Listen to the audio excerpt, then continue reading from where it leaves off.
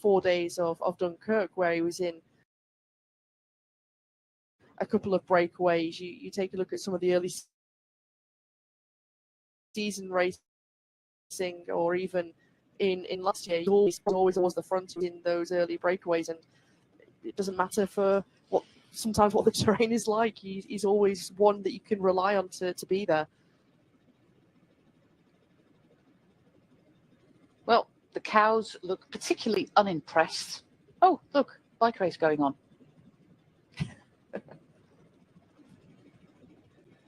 Great shot, this.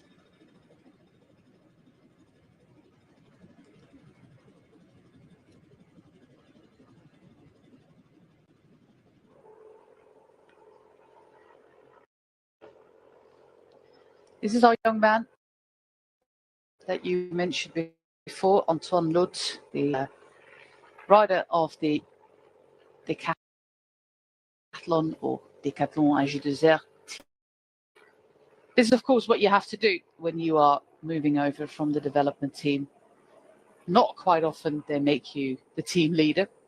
that would be unheard of. So this is the kind of experience, and then if you contribute to a win, that's of course a wonderful experience.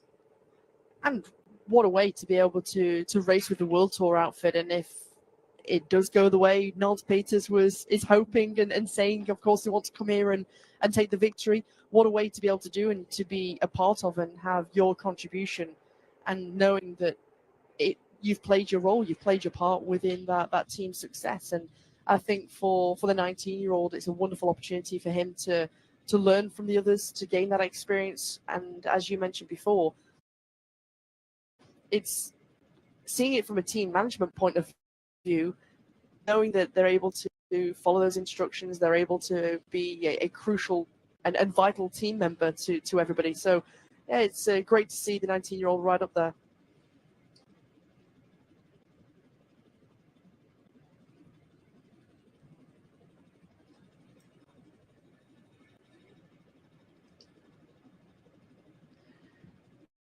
Bit by bit, the gap of our 6 leaders is coming down. Jan Sommer, he is a trainee on the Q36.5 team. Their other trainee, hugely successful, Jelte Krijnse. Jan Sommer, he's 24, turned 24 in August. I know him mostly from cyclocross. He doesn't have a huge amount of experience racing on the road, but he's got himself a win. That was last year in Croatia, where he raced with Swiss Cycling, got himself a win in the 1.5 kilometer long prologue. And that is, of course, what cyclocross riders really do well. There was a race in Austria during the Tour de France where basically the entire top 10 was made of cyclocross riders. It's what they do when they start their efforts, really short, punchy efforts, few minutes. And that's also what Jan Sommer did. He's raced more on the road this year than he did before, and a few good placings, including a top 10 at the national championships, got him a traineeship. He's done the Lidl Deutschland Tour with the team already, so the Tour of Germany, and he raced the Classic Mur, which is Mur van Gerardsbergen, one-day race with finish on the, Mur van Gerardsbergen. And now he's in the breakaway, but I mostly know him from cyclocross, where he's been part of the international peloton for quite some time. Maybe at age 24, he's decided to switch and focus on the road a little bit more. We've seen that before. Once you go through the junior and under 23 ranks, and kind of find yourself stuck in a rut when it comes to your progress on in cyclocross or mountain bike for that matter, or what other discipline that you have. Maybe he decided to focus a little bit more on the road, and as a Swiss rider, he found himself a traineeship with this team, Jan Sommer. And of course, important for them as a Swiss team, Q36.5, Swiss rider. And as you say, maybe he's wanting to say, right, well, I want to do a lot more on the road. And we've seen already. Give me a shot. hand in hand. Give me a shot. It goes hand in hand. He can still do his cyclocross in the winter, do more road here, and here he's got a great opportunity having that stagiaire place, that traineeship within the team to show himself and show what he can do. He's done two World Tour races with national, both the World Tour races in Switzerland, Tour of Romandy and the Tour of Switzerland, and finished them both. So good results there for him. And not surprisingly, his best results came in both of these races, ultra short prologues. One in Liechtenstein and one in Girmay. We have new teams at the front, including Q36.5. Fabio Christen in name. He was fifth last year, and he wanted to return to this race to do even better. So he's here for Q36.5. The aforementioned Jelte Krijnse, already 2 wins this season. Cyrus Monk, Joey Roskopf, Yannick Steimler on grand form, I should say, during the European Road Championships, and former Canadian champ, there he is in second position, Nikola Sikowski. They are taking over at the moment, despite the fact that they have representation at the front.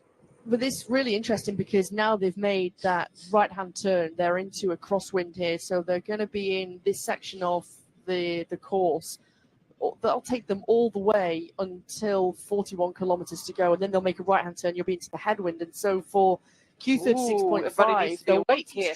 Yeah, they do, because as you can see, they're trying to split things. Delee's right up there. Lots of Destiny got several rides. And you can see just from the trees how much it's blowing. And this is why, even though they've got a rider up the front, they're wanting to try and use these weather conditions and this part of the course to their advantage and to really try and split things, because they want to try and catch some of maybe the faster men out. Yeah, okay, they've got Fabio Christen, who was fifth here last year, but he wants to do better than that. And they're trying to put themselves in the best possible situation to eliminate some of those riders who might be thinking, well, nothing's going to happen. They're caught out on the wrong side of the split, and it works to their advantage. Yeah, Fabio Christen, the oldest of the two brothers, young Christen, of course, part of UE Team Emirates, has been on a roll. He had some good placings in the Deutschland Tour with an 8th place in the GC. He was third in the aforementioned Muur Classic Gerardsbergen, part of a breakaway of 5 there in the final. And also some good results racing under 23 at the European Championships, both the road race and the time trial, just outside of the top 10. But this is an interesting moment. Everybody needs to be awake. And if you were kind of dozing off at the back of the bunch, you might find yourself in a little bit of trouble at the moment. And it's coming back to this, the one thing that the front group need to do is to maintain this and to continue working, because as you can see, everybody's woken up behind in that chase. They're all trying to close the gap.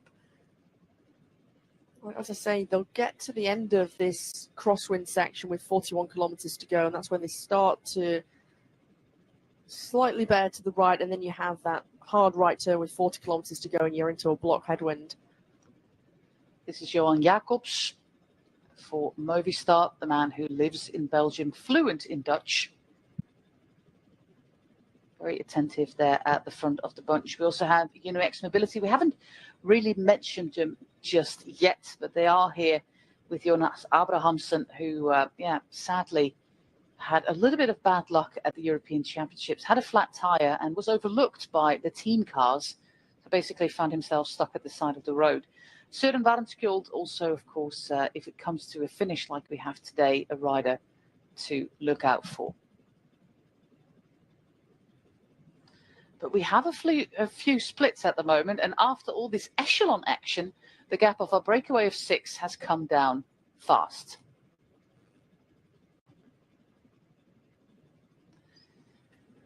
Two major groups we find Intermarché Wanty represented in this second group, quite a few riders from UNOX as well. Always so recognizable in the red and yellow. It's just a big hit, that kit, isn't it? In a sea of bluish colours, having UNOX always easily recognizable. And just like we saw, well, of course, he didn't that many sprint Arnaud Delis due to having Lyme's disease, I think it was, tick fever. He does find himself in that first echelon, and fellow jet lag sufferer, Biniam Girmay, also doesn't have a lot of problems staying awake. Somebody told me, by the way, that moving back east is easier jet lag wise than traveling west. But I'm not a very traveled person, so I do not know. Delis got two teammates in there. Also just noticed that Sadi Milano is for UAE team members, the Colombian sprinter. And this has started to open up now. Mm-hmm. You know, when it was almost coming, sort of 12 seconds, 13 seconds between them, Movistar, they're trying to bring this gap down. 26 seconds now between the two groups. You know, it's mobility, you're always up towards the front. Yeah, not good news for our breakaway, of course, because the gap is now coming down to about 24 seconds due to the echelon action in the breakaway. A little bit more sheltered here.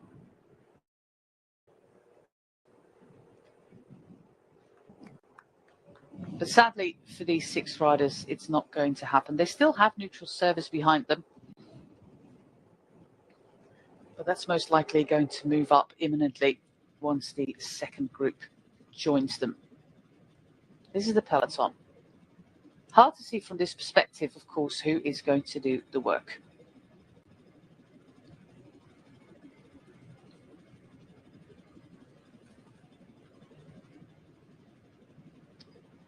This is the town of Hermétine with the beautiful castle that was built in the early 14th century by the Marquis of Namur. The last heir to that line died in combat in the First World War in 1914, and then it was left to a community of Benedictine nuns. Yes.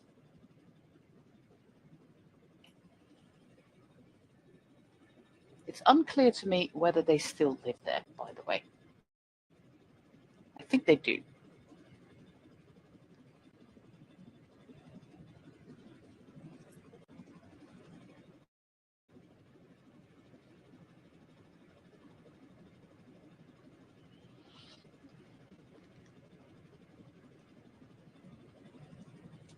The gaps, Hannah, are not super big at the moment, but we can almost see them in one shot. We have our group of leaders there. And then a second group. They're going to merge. It's around 20 this is the seconds. breakaway. The breakaway now being caught by those who were causing all of the damage in those echelons and in the crosswinds, causing the echelons. And behind, 20 seconds. I'm making out 21 seconds. Brushenski goes on a little bit longer. I think Joe Blackmore is also in this group. Pretty sure that he is. They have a pretty strong team here with Simon Clark, Mason Holloman, Nick Schultz, Riley Sheehan. I'm sorry, Riley. Matsuo Smith and Jake Stewart. But this is played right into their hands. The fact that they had a rider in that breakaway in Jan Sommer, the Swiss rider, who is on his stagiaire with Q36.5, and they're the team that caused all of the havoc here. And the fact that they've now got another rider to add to the mix because he was in the breakaway, they've put themselves in a really strong position. Also in the group, you can see Sebastian Gerard, number 135 of Lotto Destiny. Jake Stewart's made the move. But it will come back together. But everybody will be awake at this point. And this is, this Côte d'Hermeton that we are, that we just did, that we just passed the town of Hermeton, of course. It's also the start of the final. We have a little bit of 5 kilometers on this plateau. Then we go back towards the river, towards Provence-de-Ville. And then we go to Thienne-au-Pierre, where we have an intermediate sprint going on. and then an uncategorized climb at about 9 kilometers. And yeah, we saw in the women's race, despite the fact that it's on my list as only being 4.2%, it was a pretty tricky climb. And if you've not got good legs, then it's going to hurt. It's going to hurt. And if you don't have the legs to be able to respond to some of your rivals who might want to use that as a launch pad, it's going to be very, very difficult to bring them back. But I mean, the thing is that the weather, as the days got on, the wind's gotten stronger. So earlier on, it was 22 kilometers per hour. It's now 28 kilometers per hour, the wind. And so, you know, it's working into the favor. However, when they're going to make this right-hand turn with 40 kilometers to go, they're going to be into that block headwind, which is going to take them all the way until 32 kilometers to go. And then they'll make the left-hand turn. The wind will be again onto the right-hand side. They'll have more crosswind. And so then they're going to traverse their way up north to...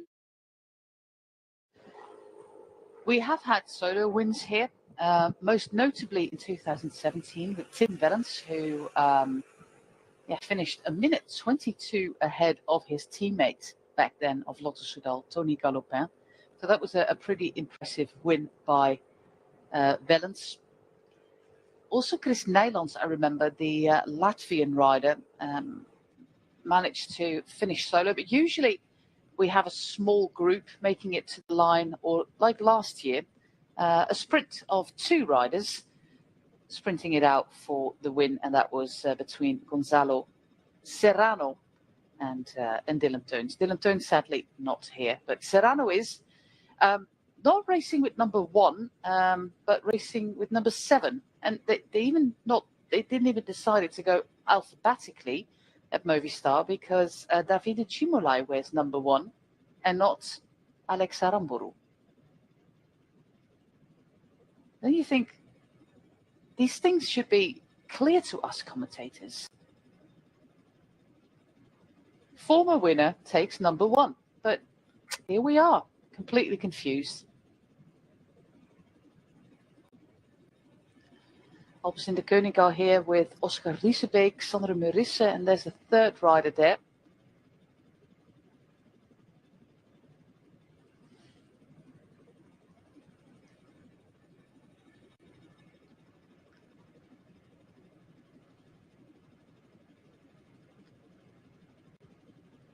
Great shot this. William Girmay, good form.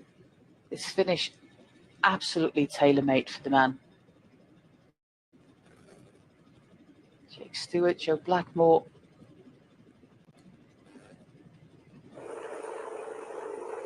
And Quinten Hermans is there as well. Looks like Alpes de Koning have got 3 riders in this first group, working well together. Arnaud Delis here with Jenno Bergmoes and Sébastien Grignard. So 2 riders there for Lotto Destiny. 4 even. I think I also spotted Jasper de Buist.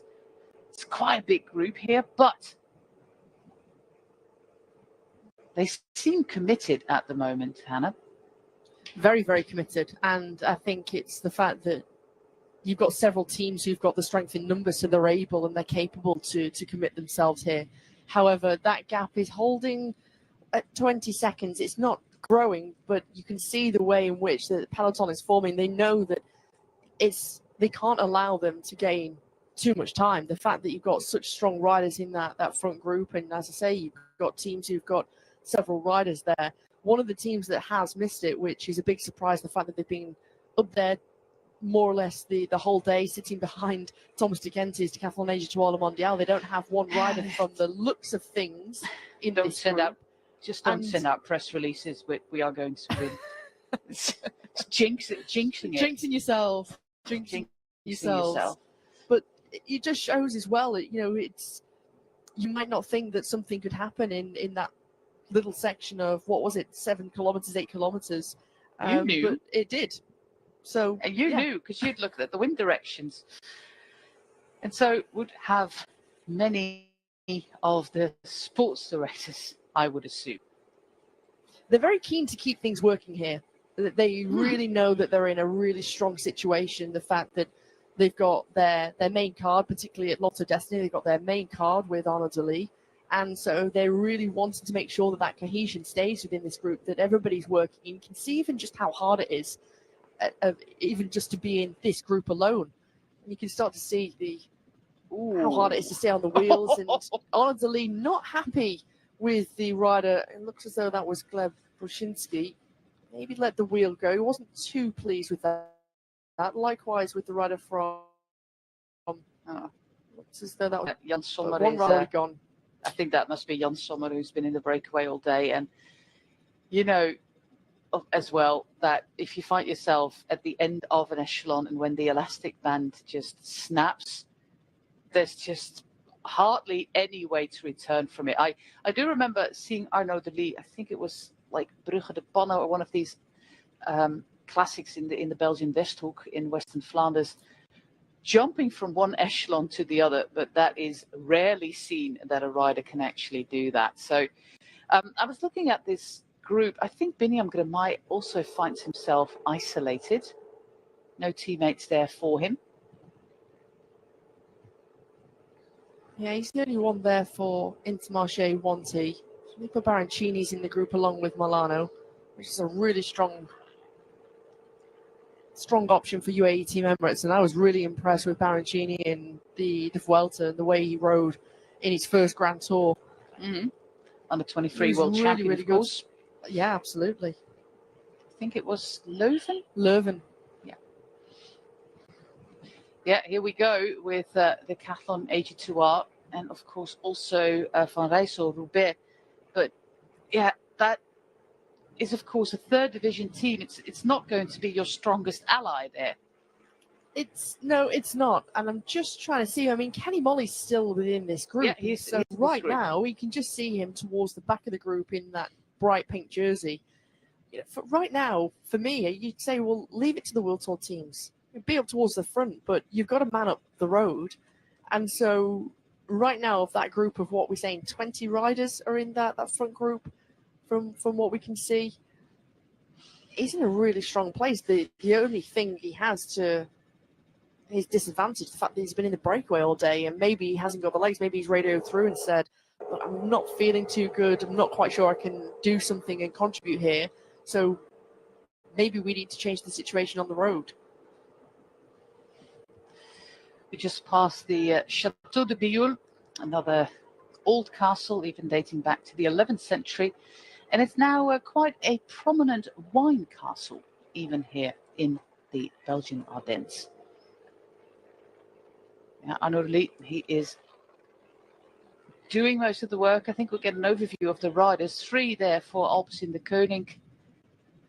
Ben Hermans, a strong rider there for Cofidis. Roger Adria, after his really strong Vuelta. Baroncini, together with Molano. 3 riders even for Bingle with Matisse Lambrecht and Marco Tizza. Ooh, this is a hard moment. Loïc Vliegen is a 4th rider even for Bingle. Haile Michel for the breakaway. Riley Sheehan and Jake Stewart representing Israel Premier Tech.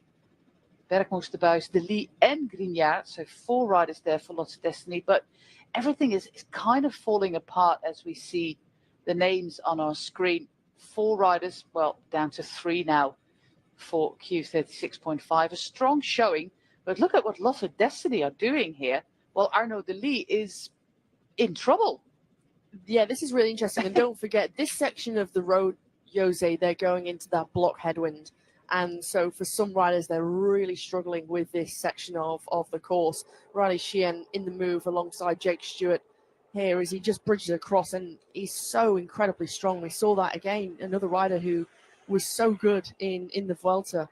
And the rider from the US just bridging across. But you can see this, he's come back. There's some riders who are really struggling there. He got himself an Uber there with Filippo Baroncini going back towards that first group. Not a bad rider to come back with. Gleb Brushinsky there on the bottom of our screen. He's out. This is an interesting final. We have a little bit of a descent coming. Now it's Tudor moving to the front with Yeah, some riders in good form, including Matteo Trentin, who was absolutely racing formidably at the European Championships. Mika Heming, Rick Pluimers, good result for him quite recently in the Reunites Tour. Simon Pelot, Charin, Swedish champion Jakob Eriksson, and Niels Brun. This is Roger Adria, one of the lieutenants to Primoz Roglic. Good ride there by the young Spaniard in Spain.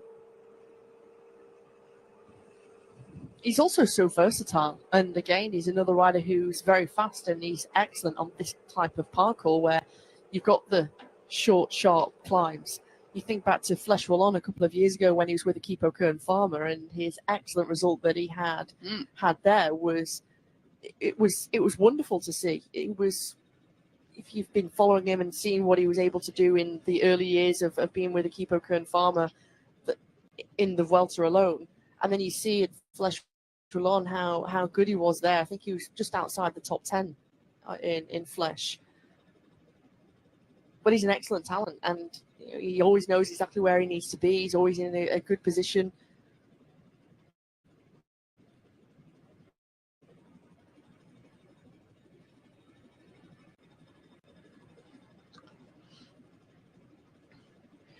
"32 kilometers to go in the Grand Prix de Wallonie, edition 64.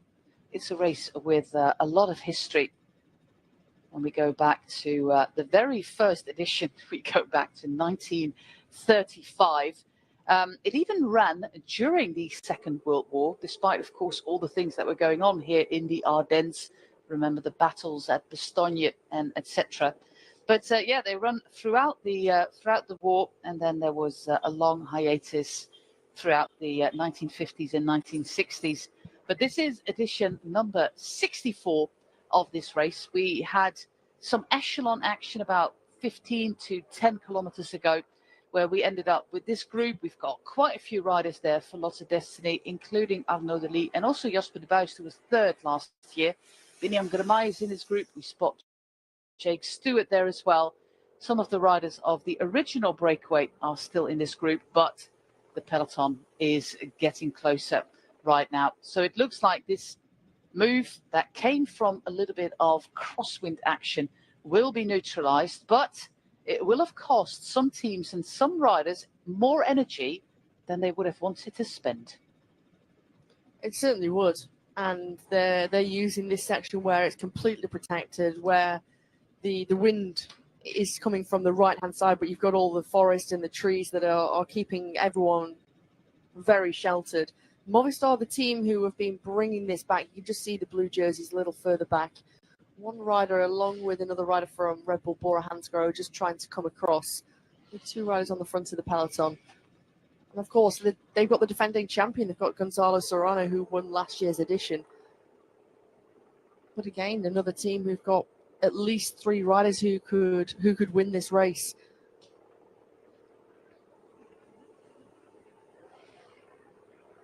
It was a good effort from Q36.5 to try something in those crosswinds and to try to do the damage. It's how much is taken out, and you can see Lotto Destiny. They're not giving up at the front. They're not letting off the gas.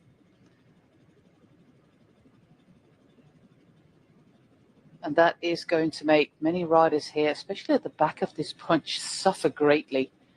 Movistar has done their job. They have got two favourites here, with Serrano you mentioned, but I think Aramburu is even a bigger favourite for these kind of things. And look at the way they just emptied the tank there. Yeah, we do know that both Arnaud Delis and Biniam Girmay have no jet lag issues whatsoever, because they're racing there in first and second place. They faced each other in the Grand Prix de Quebec and the Grand Prix de Montréal. And now we have an attack from one of the riders from Alpes in the Koning. It looks like Oscar Riesebeek. See if we can zoom in on the number. Indeed, it is Oscar Riesebeek.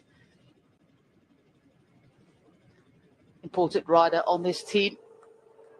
Part of the Dutch squad at the Olympics as well, indicating how important he is. Teammate, of course, of Mathieu van der Poel. And they have cards to play. We talk about Quinten Hermans and Caden Groves, but also Xandro Marissa did a good Vuelta. And I'm kind of curious to see what young Tibor Del Grosso can actually do if he gets the chance. And maybe he finds himself in a place where he can make a difference. It would be rather cool. Not likely, but rather cool.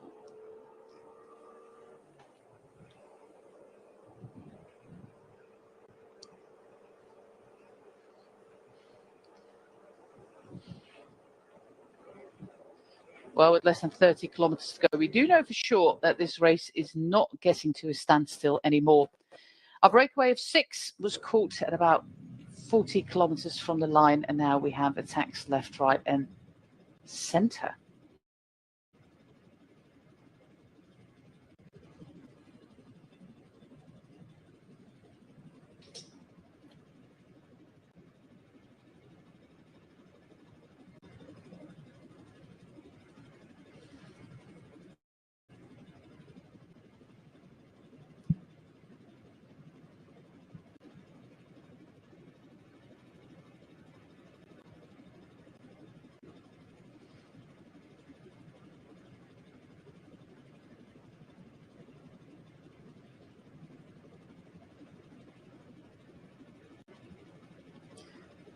This is just such a beautiful part of Belgium. If you have weather like this, if you are here in Liège, Bastogne, Liège at times, it's a little bit more to the east of where we're racing here, but and it's raining and there's sleet and snow, and then you're particularly unhappy.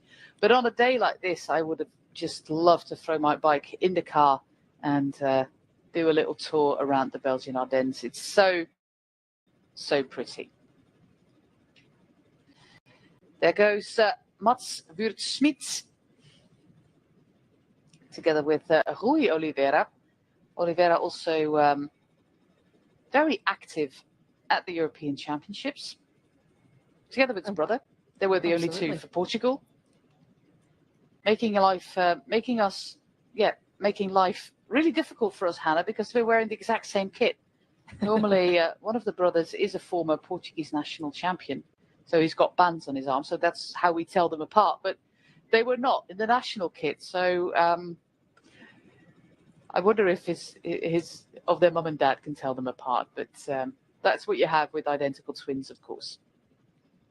And what a month it's been for Rui Oliveira, after winning Olympic gold on the track in the Madison and then going straight back onto the road, carrying that form, and always one of the crucial riders, particularly for the sprinter Milano, his sprinter. So it's going to be really interesting to see what they can do.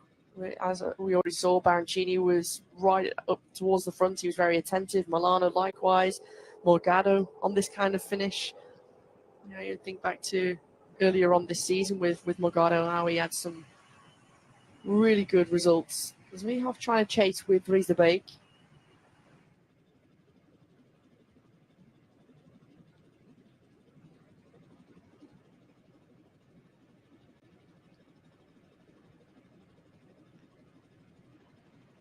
If you don't want to know the result coming from Luxembourg, which is, basically around 150 kilometers from where we are racing now, please don't turn down your volume, because I'm going to tell you who won stage 1 of the Skoda Tour de Luxembourg.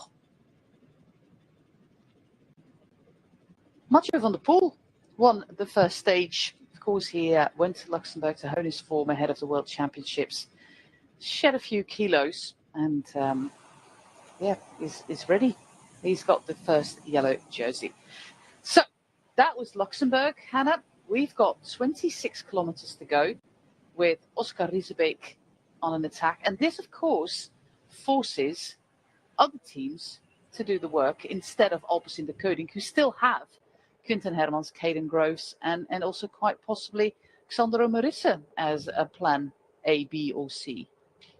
Yeah, what a luxury to have so many different riders who are a potential for a victory here in Wallonie. But likewise with Ben Zwiehoff of Red Bull Bora Hansgrohe, the 30-year-old German rider who is in between the lone leader out front, Riesebeek, and the Peloton currently, and it's looking as though it's going to be short-lived for the German. He's only got, what, 4 or 5 seconds? 5 seconds. He's going to give up the ghost, give up the chase. It's quite a busy period of racing over the last week or so, doing all of the Italian one-day races. It's been a very, very busy week. All the races that were won by Mark Hirschi, all of them. Basically. Yeah. Talking about a big favourite for the World Championships, Mark Hirschi. But there is a certain guy from Slovenia who, wants to fill up a hole on his rather impressive palmares. And that is, of course, Tadej Pogačar. I think, Hannah, the question at the World Championship is not whether Tadej Pogačar is going to win, but how long his solo is going to be. I'm going to say 47 kilometers. I do hope that it's going to be a little bit more exciting because I know you'll be in commentary, but he is just a league in his own, isn't he? This is the Meuse River. We just go past Profondeville. This is the flattest and lowest part of our circuit. River, of course, carves into the bedrock, creating flatter surfaces and also making the hills along the river even steeper. We have an important meeting there for Lotto Destiny. So far, they leave a good impression. Arnaud Delis, he's active. He was actively involved, Hannah, in creating the Echelon. He was, alongside Q36.5, and the fact that they were their strength in numbers in that front.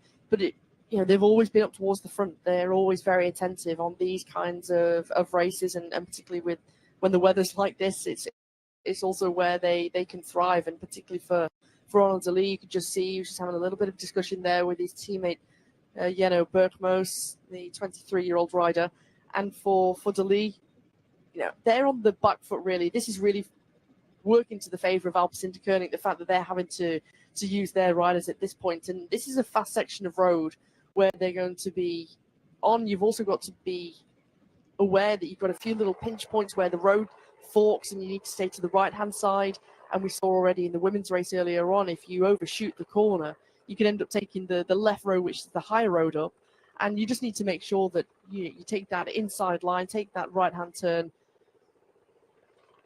along the river, and then you're going to make that left-hand turn into the base of the climb.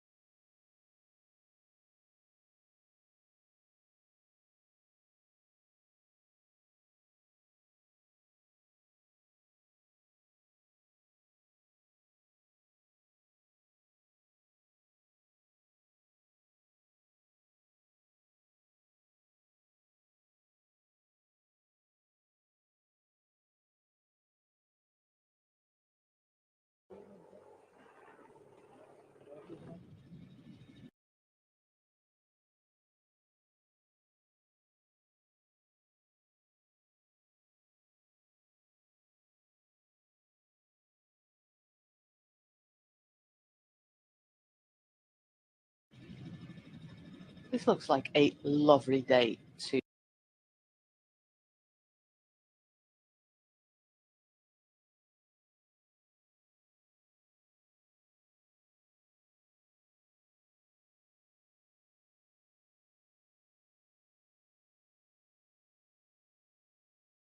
drop your anchor, as these people did, quite clearly. Hope they have snacks. Looks like they have snacks. Looks like it. There might be a cheese platter involved even. Wonderful. Ladies who lunch or eat cheese.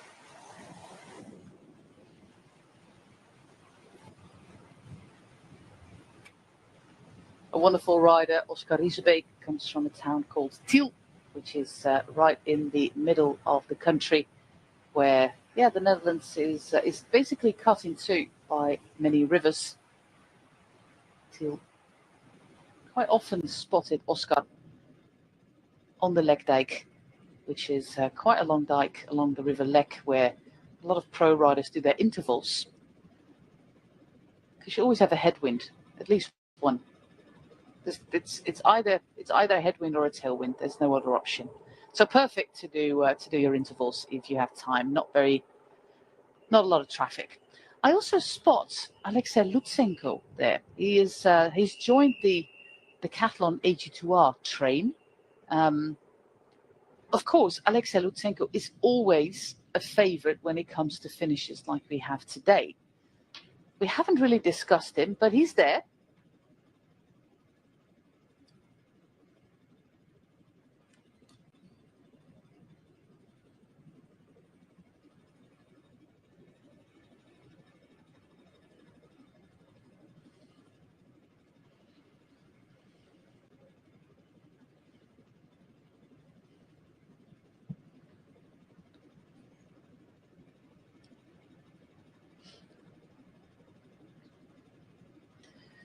A warm welcome to those of you joining us for the final 21 kilometers of this Grand Prix de Wallonie.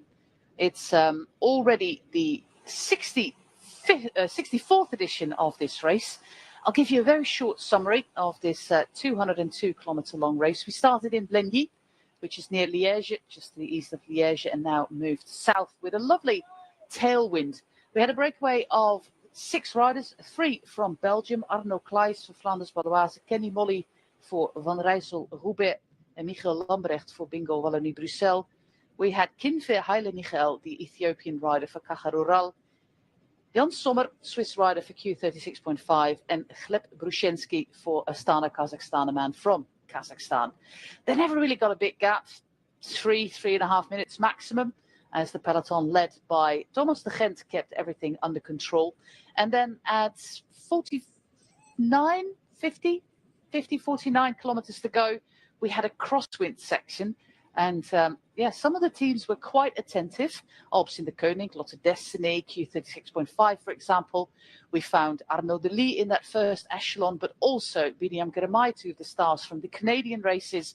And that just came back together about 5 kilometers ago.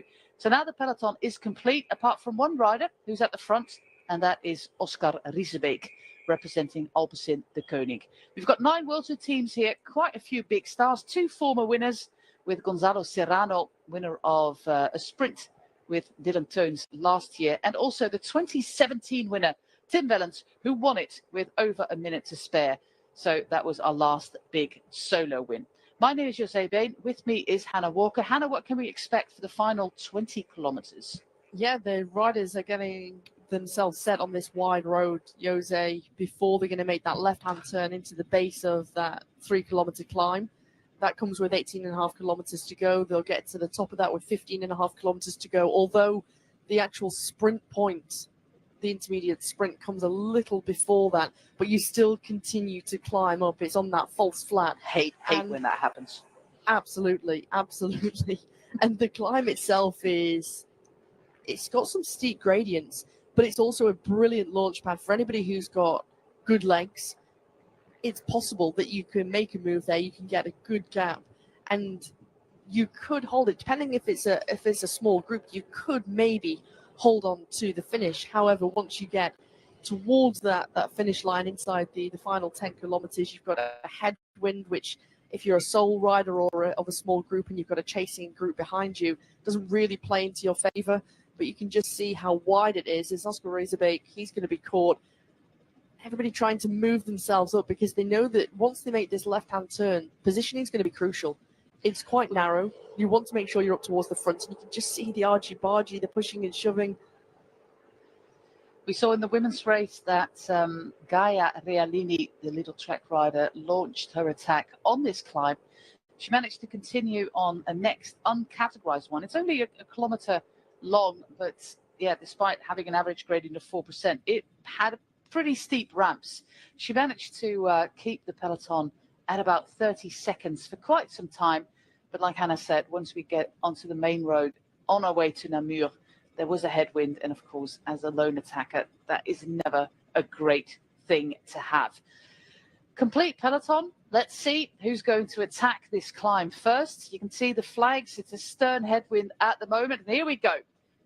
With lots of destiny onto the climb, Arnaud Delis, the Belgian champion, in third place. Also, Paul Lapera, the French champion, is moving up. Quite a few riders there for UNOX Mobility. They have Abrahamsen, they have Werenskill. Crash. Crash with Lapera. Lapera, one of the riders, Aaron Dox as well for opposite the Koning. What's Groves that? Like a cattle grid or something? Looked like a cattle grid of some sort there in the middle of the road. But that's a yeah, huge that's shame. really bad for Paul Lapera, the French champion, who was one of the aces for the Decathlon 82R team.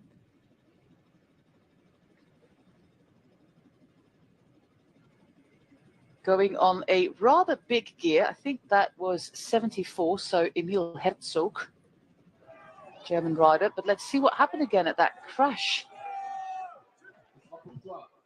Just a touch of wheels to the rider of Lotto Destiny. Nothing on the road. It was just a touch of wheels between Lapera and the rider in front. And number 17, Dox, just checking on Lapera.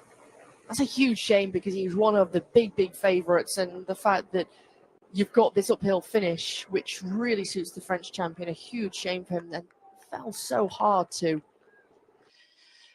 Now the work is up to Emil Herzog here, representing Red Bull Bora Hansgrohe. They have Roger Adria, who already left a pretty decent impression. I think the finish might be a little bit too hard for Sam Welsford because the Citadel de Namur is a tricky one. We saw in the women's race that it's all about being in the first 5 to 10 riders for the entire climb. So that is, of course, what the riders are aiming for. Binyam Girmay, I think, the top favourite for this race. It's tailor-made for him. We saw in that little bit of echelon action that we had that he's awake, he's focused, he's ready. But so is Arnaud Delis, who could also do pretty well on this climb. Alexa Ramburu, also a rider to look out for from Movistar.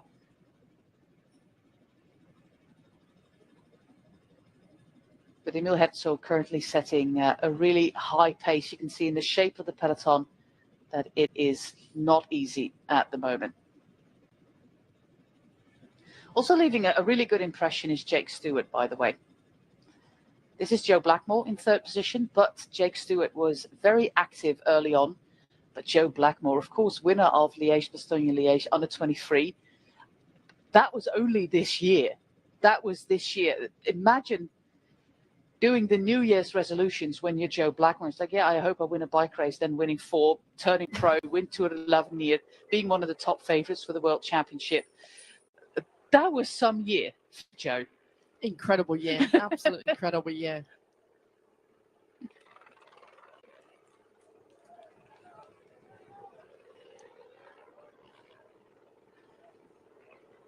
Thibaut de Grosso there in second place, opposite the Koning with Caden Groves, Clinton Hermans as two of the aces. Of course, Arnaud Delis is the rider to look out for lots of destiny, but Jasper de Buit has been on the podium twice before, both in 2019 and last year. So he also kind of loves this finish on the Citadel.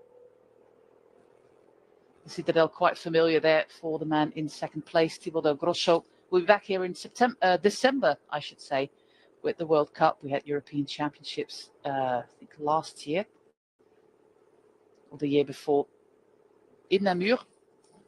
Fortification, 2 millennia old. Remnants of Roman inhabitations even in that region. Well, and it looks like nothing happens, but especially for those riders at the back, this is make or break.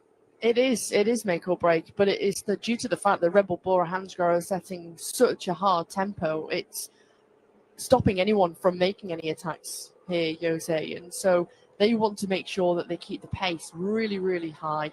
It's really working into the favour of Roger Adria and their other team members.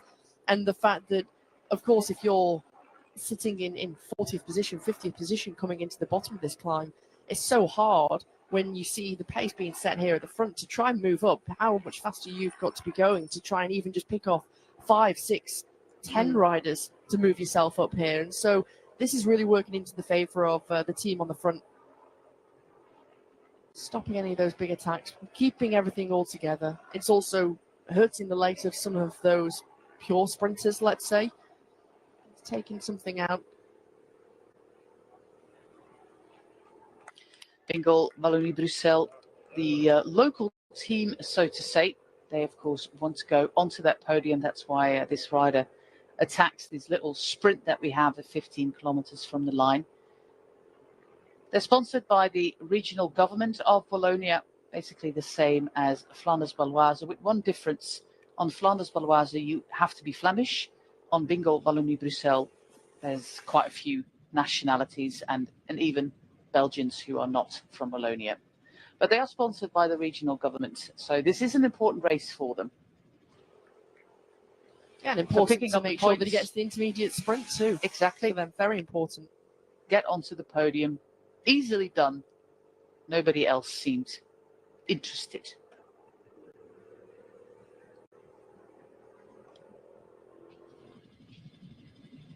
This is an incredible pull from Emil Herzog, the 19-year-old German rider. 19. Absolutely incredible.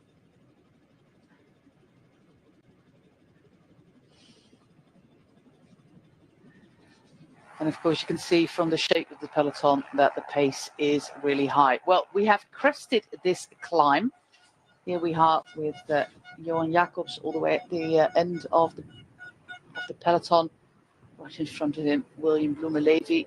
You know, actually, they have two interesting riders with Abrahamsen and Dierenskjold. Abrahamsen, yeah, who didn't have the luckiest of European championships. This man, on the other hand, Mats Schmidt, was very active, attacking a lot on the loop that we had with the cobbles and the hills in the middle section of the European Championships. And of course, with also Riley Sheehan still there, the American, with Joe Blackmore, they have a pretty strong team. Jake Stewart can do a little bit of a sprint with elevation as well. But the pace is on. We're making our way to a small, uncategorized climb. It's only a kilometer long, 1.2 to be exact. It's given at 4.2%, but we've seen in the women's race that it's much steeper than that, and that it's got sectors that, yeah, quite possibly are in the double digits. And it's just another place where you can really hurt the legs and hurt the legs of your rivals. And for these two riders now with Vert Schmidt, and then you've got the one rider here, this is Georg Zimmermann from Intermarché Wanty, who are here with a slender advantage, but it's a good opportunity, particularly on this section of the course. There's already everybody behind is starting to look around, looking who's wanting to commit, who's wanting to do the chase. For these two riders, it's full commitment here, and Georg Zimmermann is an excellent rider to have with you in a breakaway. He's so strong. Yeah, with two riders, two teams represented at the front who have riders who can finish it off on the Citadel de Namur, with, of course, Biniam Girmay as the top favourite. This forces other teams to do the work. And most notably, Lotte Destiny will have to get to the job right now. Look at the light here. That is absolutely gorgeous. It's 5:18 local time. Sun sets in about 3 hours from now, so we really get that lovely light that has inspired many a painter in the past.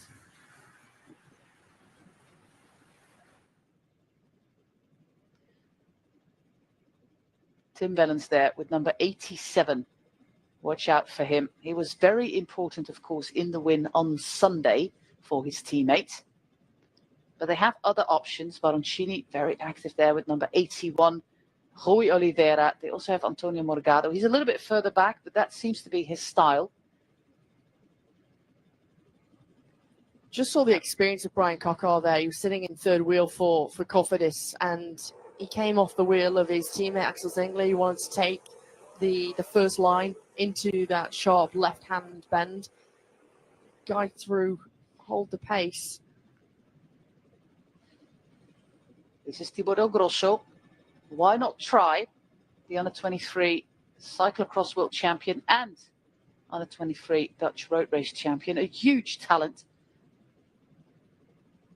He's doing a great job here. Comes from the development team, so gets a shot here to race with the World Tour squad at Alpes in de Koning. They all want to get to the front, to Georg Zimmermann and Mats Wout Smit.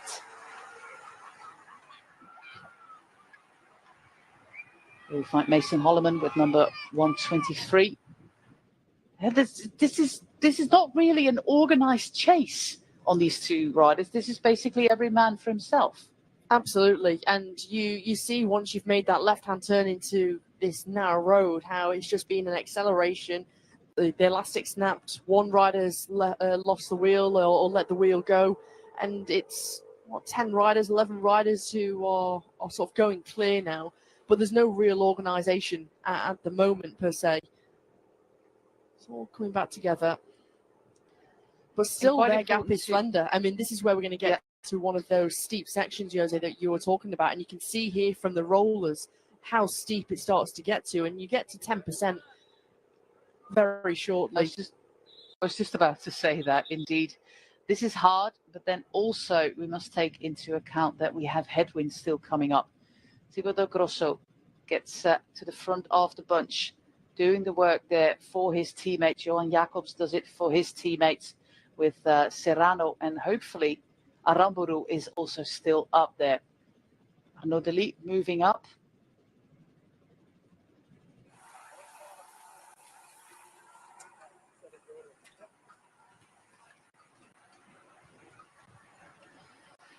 We're getting closer and closer to the Citadel de Namur. I'm sure you have the specs ready there for us, Hannah. What kind of climb is that? Our finish climb?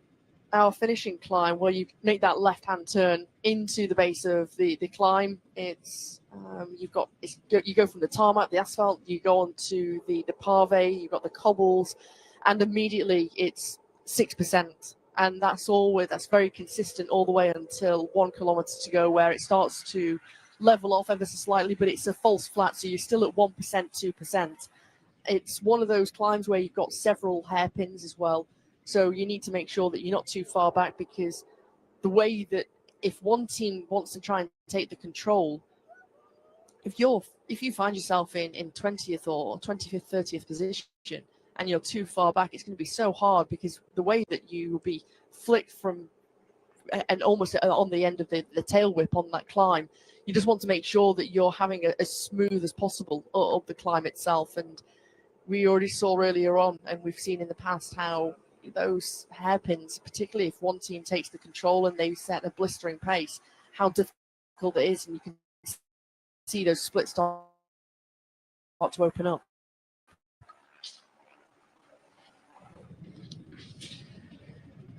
We have 9.5 kilometers. Yeah, Kofidis at the front.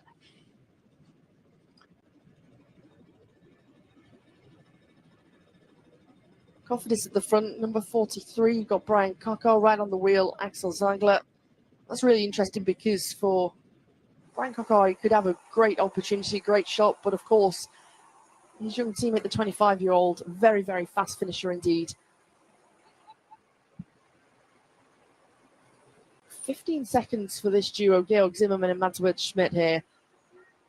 They're such strong, committed riders for this kind of breakaway too, and they're going to have them in the sights. Now that what's left of this peloton is very reduced after that climb that we had, that they crested with 15.5 kilometers to go. Now they're going to have this section where into the final 9 kilometers, you've got the fast descent that's going to be coming. So you've got it's only around, 3%, minus 3%, and then that'll take you right down onto the river. You'll make that left-hand bend, that left-hand turn where it's really sharp. You'll run yourself along the riverfront. But again, you're going to be they're into this cross headwind at this moment. Jeffrey Soup moving his way up on the far left in the white jersey. You can just see him there. And we have the Spanish champion sighting for the first time there with Alex Aramburu, of course. Yeah, that gradient of the Citadel de Namur, my sheet here says 2.9 kilometers, 4%. But that is because the final kilometer is basically falls flat. The first 2 kilometers are really, really hard. But this is an interesting move, Hannah. They are fully cooperating. They are, and I think the fact that they're 2 riders who are cooperating together, they're fully committed. As I said before, you've got Georg Zimmermann, who is so strong in a breakaway, and I think back to last year's Tour de France when Pello Bilbao won the stage in the Tour, and it was Georg Zimmermann who was in the breakaway within one of the riders that was in the breakaway within that day. And even after such a hard, arduous stage into Issoire, he was still second, and he'd still made a lot of attacks into that final.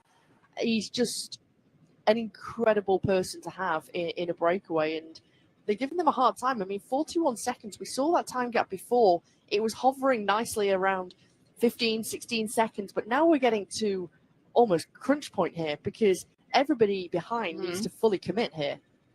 Yeah, we see some new teams there at the front. Total Energie are showing they had a very successful Tour of Istanbul.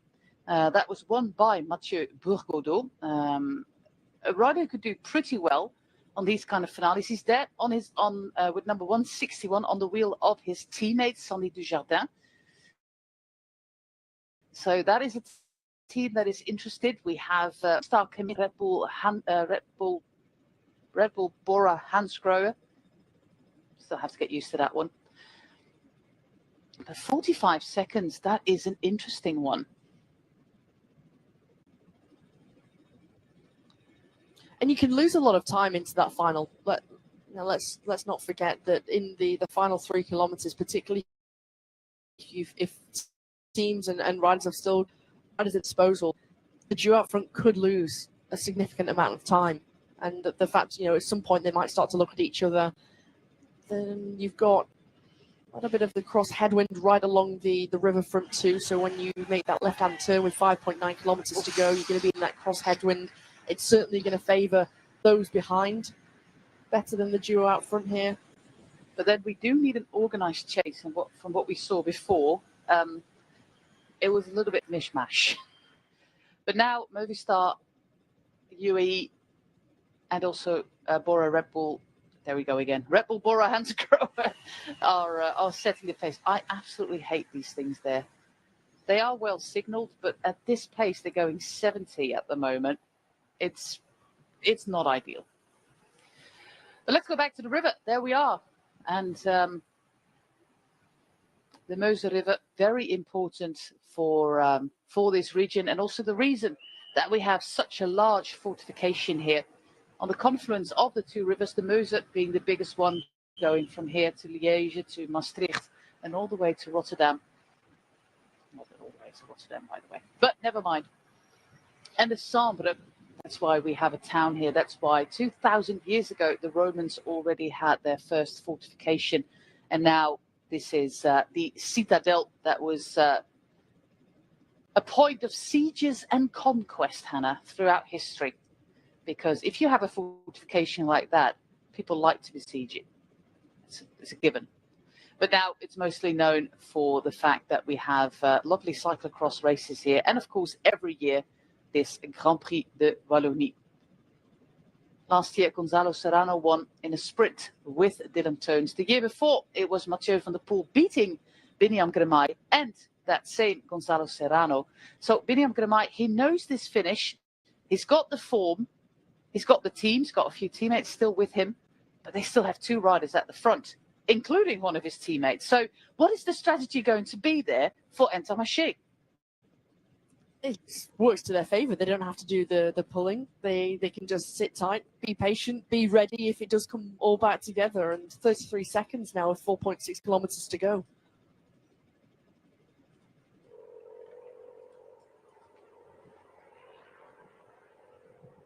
Ben Zwihoff committing himself on the front. Roger Adria, who's sitting on his wheel, the Spanish rider.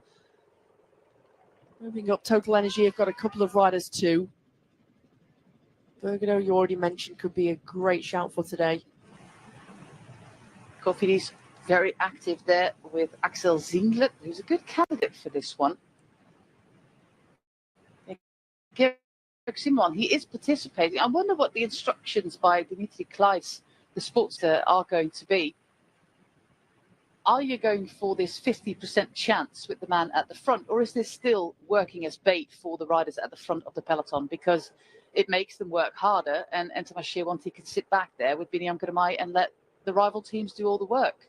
Yeah, it's a perfect scenario, perfect situation. You put yourself in a really good position to win the race, 50% chance of winning the race, but you've still got Binyam Girmay, who's got one rider still there. He's a little bit further to the left side now, but you've got another rider who, if it does come all back together, and they can see the duo just up ahead, you've got someone who's one of the fastest of all the riders here in this peloton at the Grand Prix de Wallonie. So right now it's working right into the favour of Intermarché-Wanty. For Movistar, they're now committing themselves. Aramburu, you can see the Spanish champion sitting in third wheel. This is a really, really hard pace, and soon they're going to turn off this main road. They're going to make that left-hand turn, and then you're going to go from the nice smooth road. You're going to be onto the pavé, onto the cobbles. Everybody's wanting to try and fight and hold the position too. They want to make sure that they go into the base here on the left-hand side. There we go. In a good place. Here we go, the last fall before we hit the slopes of the Citadel de Namur with Georg Zimmermann and Natswood Schmidt. There we go. Cobbles are incoming. There's a few pinch points on the climbs as well where it narrows. Of course, for these two riders, no problem at all. But it could be a problem for the peloton. What I noticed, Hannah, is that Binyam Girmay is quite often really close to Arnaud Delis. On his wheel, and now a little bit further back, but usually quite close to Arnaud Delis. Yeah, and he knows he's one of the big candidates, the main candidates, the favourites for the race. And so you can just see him sitting right on the wheel of Delis's teammate. He's wanting to make sure that he's well positioned. He's always so well positioned. Binyam Girmay is a really clever, smart, tactical rider. You know, mobility, taking it up. Wait a minute. Why is Arnaud Delis already in second position? Of course, I mentioned to you that Jasper de Buist has been third on 2 occasions. But finding Arnaud Delis already there at the front with a teammate a little bit further back, that is quite early. Yeah, we only got a short glimpse, but as you can see, you know, it's even just to hold your position right now. You can see sitting in second wheel, Unuak's mobility doing the work, confidence moving forward with a couple of riders.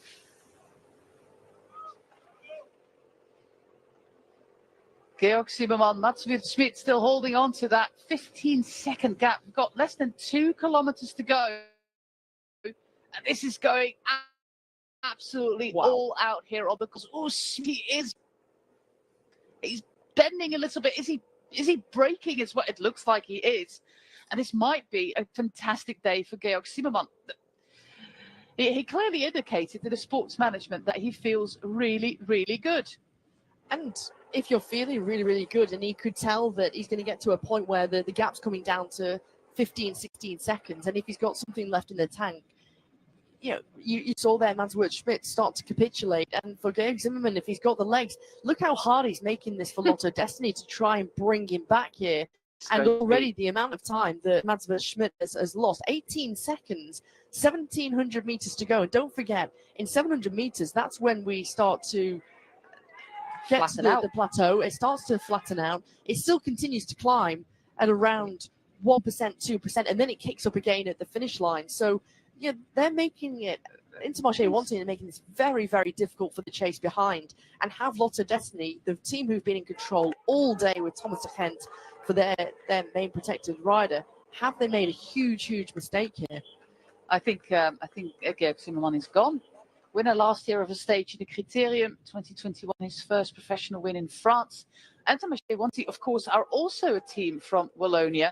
He starts to suffer right now. Of course, there was so much power behind that attack that he now has to do it and try to get every last ounce of energy. He also raced in Canada, by the way, so he only returned Monday and now racing back on the Citadel of the Destiny, are putting everything at it to try and catch this man. He's still at the front. This is not 15 seconds. I don't believe that this gap is 15 seconds, but he still has got a gap.